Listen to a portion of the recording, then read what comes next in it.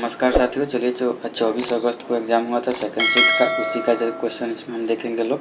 चलिए स्टार्ट करते हैं। क्वेश्चन नंबर 1 बोल रहा है कि निम्न में से कौन से जो धातु एल्युमिनियम सल्फेट से के विलयन से एल्युमिनियम को प्रतिस्थापित कर देता है। तो जो इस एल्युमिनियम से ज़्यादा अभिक्रियाशील होगा वहीं इसको प्रतिस्थापित करेगा। ठीक, तो इसका सही आंसर आपका हो जाएगा मैग्नीशियम, यानी कि 2 नंबर आपका आंसर हो जाएगा। जो आपका Al2SO4 को विस्थापित कर देगा मैग्नीशियम से। जो आप अभिक्रिया कराइएगा तो मैग्नीशियम से विस्थापित कर मैग्नीशियम सल्फेट बना देगा और एल्युमिनियम को विस्थापित कर देगा। ठीक, नेक्स्ट इसका सही क्वेश्चन हो गया आपका 2 नंबर। चलिए नेक्स्ट क्वेश्चन देखते हैं। नेक्स्ट क्वेश्चन बोल रहा है कि मानव शरीर में श्वसन वर्णक कहाँ पाया जाता है। देखिए, मानव शरीर में जो श्वसन वर्णक जो होता है आपका हीमोग्लोबिन होता है। ठीक, हीमोग्लोबिन ये कहाँ पाया जाता है, तो ये आपको जो RBC में पाया जाता है। ठीक, सही आंसर आपका 2 नंबर हो जाएगा। आपका RBC में पाया जाता है। श्वेत वर्ण जो होता है WBC को हम लोग आपका ल्यूकोसाइट बोलते हैं। WBC को ल्यूकोसाइट बोलते हैं। इसका जीवन काल जो होता है आपका 1 सप्ताह का होता है।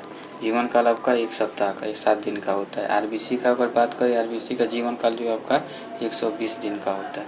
नेक्स्ट क्वेश्चन देखते हैं। नेक्स्ट क्वेश्चन बोल रहा है कि यदि 50 ओम प्रतिरोध वाली चुंबक चालक की कुंडली के समय के साथ परिवर्तनशील चुंबक क्षेत्र के इस प्रकार है कि उसका प्रेरित EMF आपका विभवांतर कितना है, 5 वोल्ट का, 5 विभवांतर 5 वोल्ट का है। तो उसमें I का निकालना है। ठीक, यानी कि R दे दिया है, R कितना दिया है 50 ओम दिया है, V कितना दिया है तो 5 दिया है। अब हमको निकालना है I।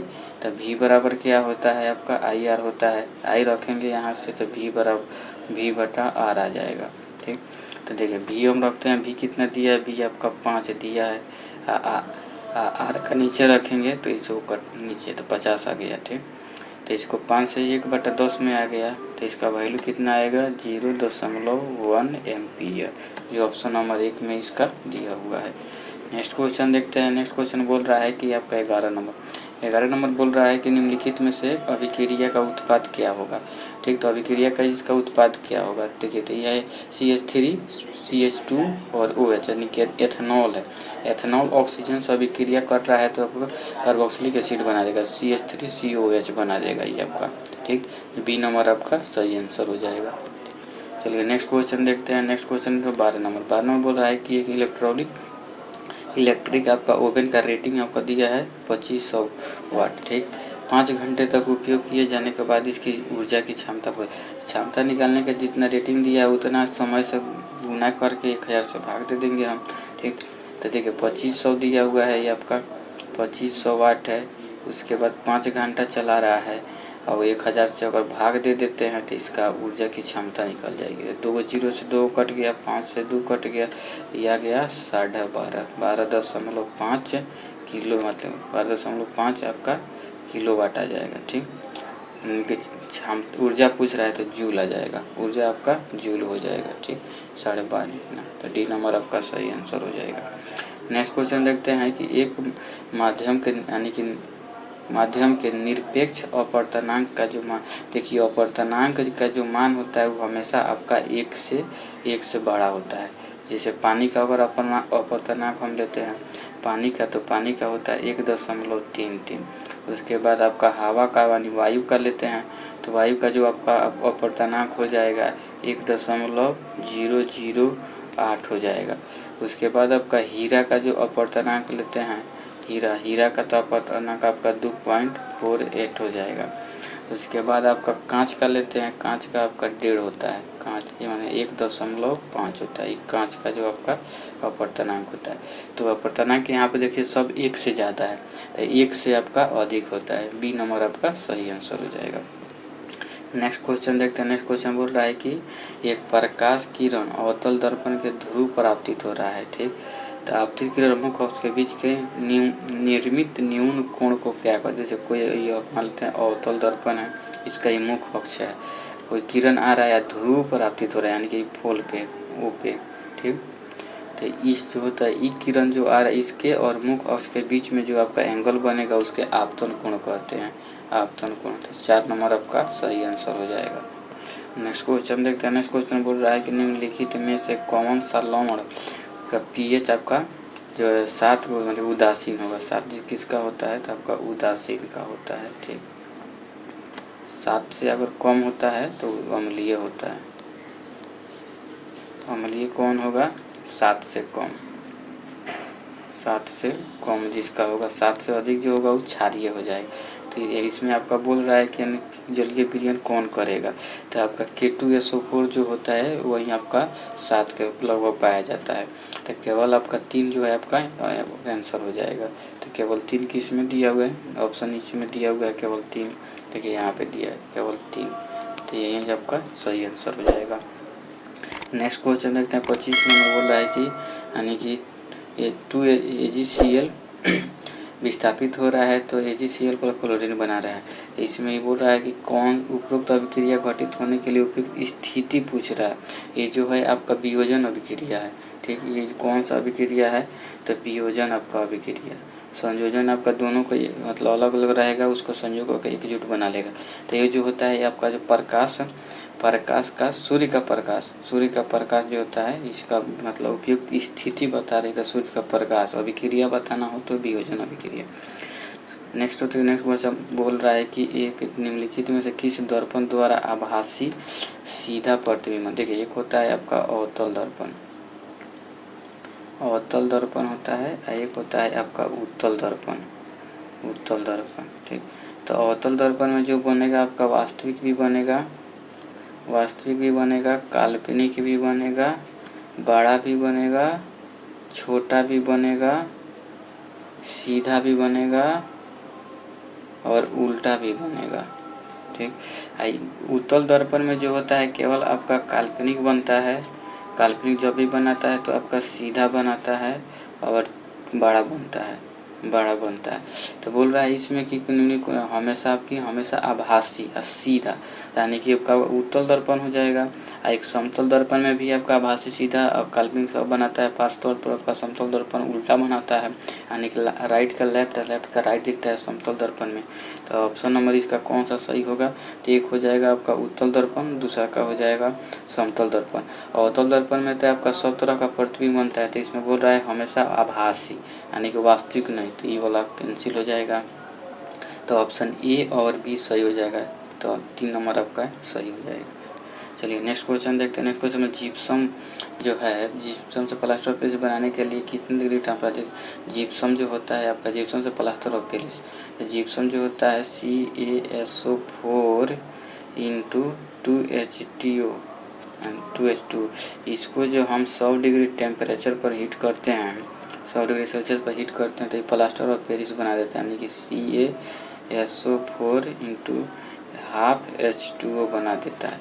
ये दोनों एक दूसरे का पूरक है। ये इसका पूरक है कॉपर, यानी कि कॉपर प्लास्टर ऑफ पेरिस आपका जिप्सम का पूरक है, जिप्सम जो है आपका प्लास्टर ऑफ पेरिस का। तो सही आंसर आपका हो जाएगा बी नंबर, 100 डिग्री सेल्सियस। ठीक, चलिए नेक्स्ट क्वेश्चन देखते हैं। नेक्स्ट क्वेश्चन बोल रहा है कि पौधे अपशिष्ट उत्पाद के रूप में कार्बन डाइऑक्साइड कहाँ से प्राप्त करते हैं? देखिए, तो पौधे क्या होते हैं, श्वसन के रूप में कार्बन डाइऑक्साइड को लेते हैं और ऑक्सीजन को छोड़ते हैं। ठीक, तो प्रकाश संश्लेषण के दौरान नहीं, श्वसन के दौरान कार्बन डाइऑक्साइड को लेते हैं। तो बी नंबर आपका सही आंसर हो जाएगा। नेक्स्ट क्वेश्चन देखते हैं। नेक्स्ट क्वेश्चन पर निम्नलिखित में से गलत कथन का चयन करना है। तो गलत कथन का इसमें कौन सा चयन है? निम्नलिखित तत्वों को बढ़ते परमाणु द्रव्यमान की सहायता सही है। अष्टक नियम निम्नलिखित दिया था। सोडियम लिथियम के बाद 8वां तत्व है। सोडियम जो है आपका लिथियम के बाद 8वां तत्व है आपका। सोडियम लिथियम तत्व के बाद आपका 8वां तत्व, ये भी आपका सही है। कैल्शियम बेरिलियम का 8वां तत्व है, ये भी आपका सही है। अष्टक नियम मैग्नीशियम तक नहीं, कैल्शियम तक लागू था। अष्टक नियम जो था आपका कैल्शियम तक लागू था। तो गलत कथन का बताना, तो गलत कथन आपका 4 नंबर है, ऑप्शन नंबर 1 सही हो जाएगा। नेक्स्ट क्वेश्चन देखते हैं। 37 नंबर बोल रहा है कि उस विलयन का चयन कीजिए जो जैव निम्नीकरण पदार्थ में शामिल। 4 नंबर देखिए, जो अंडे के छिलके, कागज, वासी फल के सब जैव निम्नीकरण, यानी कि फिर सड़ जाएगा और फिर से मतलब उससे पर्यावरण को हानि न हो। ऑप्शन नंबर आपका 4 नंबर यही सही हो जाएगा। नेक्स्ट क्वेश्चन है, विद्युत प्रेरण लाइनों के लिए इनमें से मुख्यतः किस पदार्थ का उपयोग किया जाता है? तो विद्युत जो आपका होता है इसके लिए आपका कौन सा पदार्थ का प्रयोग किया जाता है? तो आपका विद्युत के लिए तांबा का प्रयोग किया, क्योंकि तांबा में आपका शॉर्ट सर्किट कम होता है। तो तांबा का टंगस्टन कहाँ प्रयोग किया जाता है? बल्ब में किया जाता है। बल्ब का फिलामेंट जो है टंगस्टन का बना होता है। नाइक्रोम का जो होता है आपका प्रतिरोध ऊँच होता है, रेसिस्टेंट आपका ऊँच होता है, और इसका जो गलनांक होता है गलनांक भी इसका ऊँच होता है।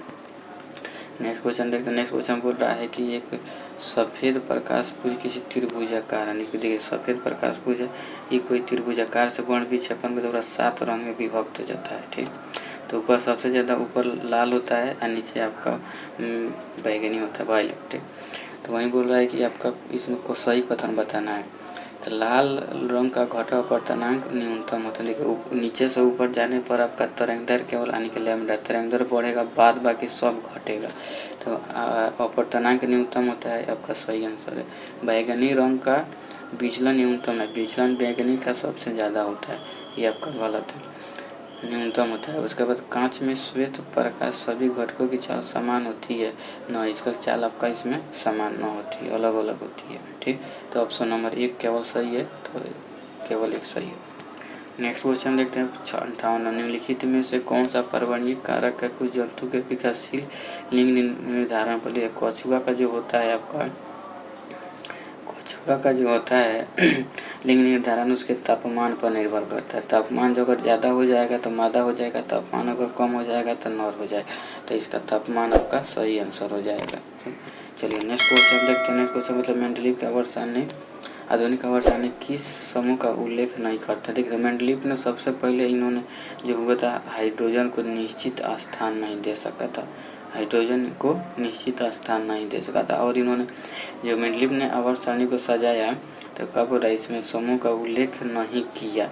ठीक, तो आपको ये उत्कृष्ट जो गैस है उसका सही से इन्होंने उत्कृष्ट गैस नोबेल गैस का सही से उल्लेख नहीं कर पाया था, सजा दिया था बट उल्लेख ना कर पाया, यानी क्योंकि ये ठीक है आवर्त सारणी के बाएं साइड में थी, उसका उल्लेख ना किया था। तो सही आंसर इसका आपका 3 नंबर उत्कृष्ट नोबेल गैस है, बाएं साइड में सजाया था और हाइड्रोजन का निश्चित स्थान नहीं दिया पाया था। मेंडलीव ने आवर्त सारणी को आपको परमाणु द्रव्यमान के आधार पर सजाया था। ठीक, मेंडलीव के समय की यहाँ तत्व 63 थी। ठीक, तो नेक्स्ट बोल रहा है कि मानव नरों में मौजूद लिंग गुणसूत्र एक्स वाई किसके बीच का अंतर होता है? ठीक, देखिए तो इसमें जो होता है एक्स जो होता है आपका, एक्स जो होता है बड़ा होता है, वाई जो होता है आपका छोटा होता है। देखिए इसमें दूसरा नंबर देखिए, दूसरा नंबर एक्स गुणसूत्र बड़ा होता है जबकि वाई गुणसूत्र छोटा होता है, यही सही आंसर हो जाएगा आपका जो होता है एक्स वाई में।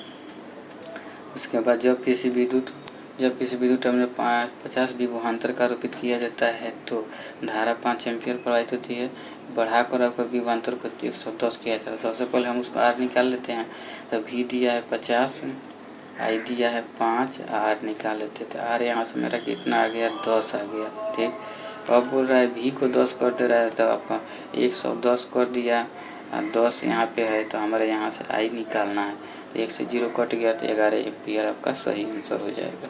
नेक्स्ट क्वेश्चन देखते हैं। नेक्स्ट क्वेश्चन बोल रहा है कि रासायनिक अभिक्रिया N2H2 जो है NH3 बनाता है। तो देख, तो हाइड्रोजन आपका उत्पाद के रूप में कितना है, तो हाइड्रोजन इधर आपका 6 गो है, तो अगर एक्स की जगह पर हम 3 रख देते हैं तो यहाँ पे भी हाइड्रोजन 6 गो हो जाएगा, नाइट्रोजन 2 गो, इधर भी नाइट्रोजन 2 गो, तो एक्स की जगह पर आपका 3 आ जाएगा, यही सही आंसर आपका होगा। नेक्स्ट क्वेश्चन देखते हैं 91 नंबर। वायु तक कोशिकाएं डिटो में पाई जाती है, तो वायु तक कोशिकाएं किस में पाई जाती है, तो आपका जलकुंभी में पाई जाती है, वायु तक कोशिकाएं आपका जलकुंभी में पाई जाती है, यही आंसर आपका सही हो जाएगा। चलिए नेक्स्ट क्वेश्चन है कि फ्लेमिंग के दाएं हाथ के नियम के अनुसार जो होता है तर्जनी, मध्यमा और अंगूठा क्या प्रदर्शित कर? तर्जनी देखिए अंगूठा जो होता है आपका, एक अंगूठा जो होता है ये आपका जो होता है बल या गति की दिशा को बताता है, बल या गति की दिशा को बताता है। उसके बाद होता है तर्जनी जो होता है चुंबकीय क्षेत्र को बताता है। उसके बाद आता है मध्यमा जो होता है ये आपका जो होता है प्रेरित धारा को बताता है। तो इसमें दिया तर्जनी चुंबकीय क्षेत्र आपका, तो इसमें है, तो इसमें आपका क्रमशः बोल रहा है, ये न होगा, इसमें भी न है, ये भी न, 4 नंबर आपका सही है।